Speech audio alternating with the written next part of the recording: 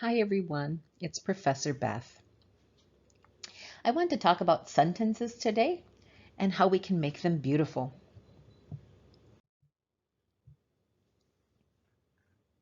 Sentences have a particular structure to make them strong. A sentence has a subject and a verb. Let's consider these two sentences that I have above. Kayaking is a fun sport. I enjoy it very much.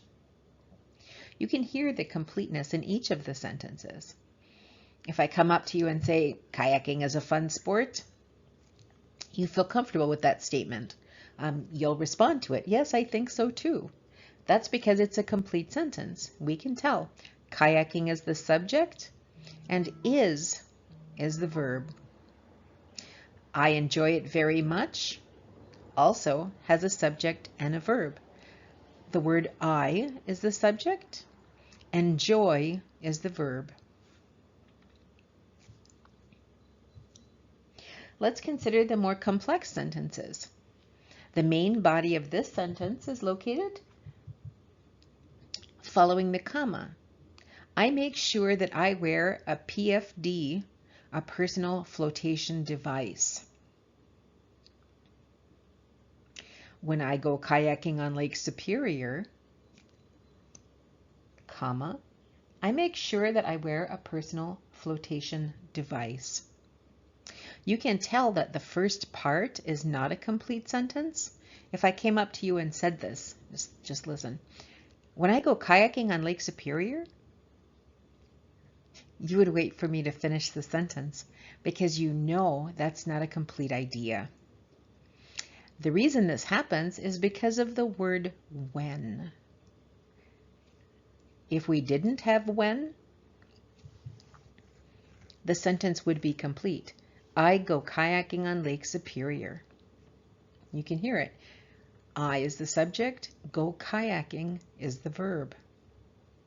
When I affix the word when, then I make it dependent and it can't stand alone. When I go kayaking on Lake Superior, comma, I make sure that I wear a personal flotation device. You see it? So that's how sentences are structured. When you're joining one complete sentence that you've subordinated with a word like when or because, it becomes dependent and needs to be connected to another sentence to be complete. Let's try it with the word because. Because I go kayaking on Lake Superior, comma, which is very cold, comma, I make sure that I wear a personal flotation device.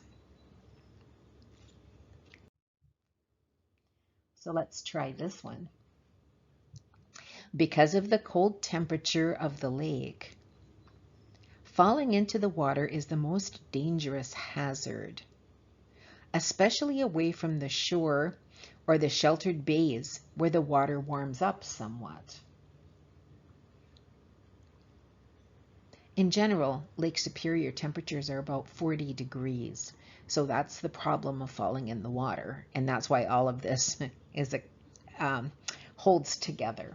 But let me examine this sentence for us. This is one complete sentence, but this is a very complex sentence.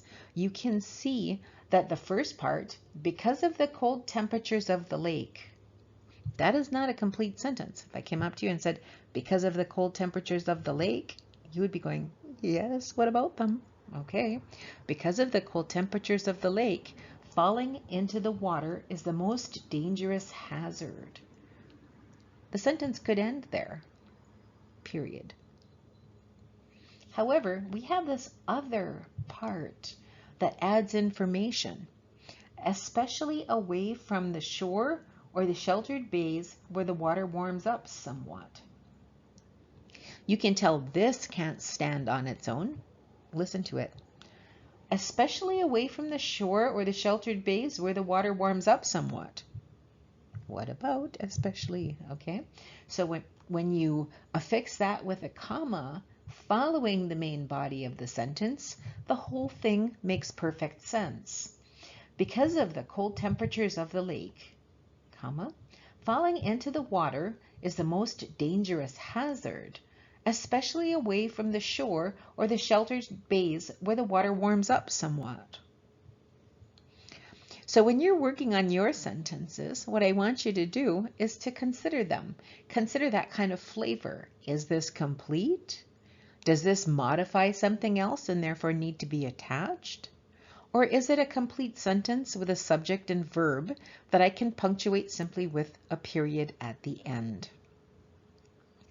But when you're writing, what I really want you to do is to enjoy that flavor, that finessing of your sentences so they say exactly what you want them to mean, and so they feel how you want them to feel. I want to thank you for taking time to visit with me about sentences. I look forward to seeing yours in the classroom.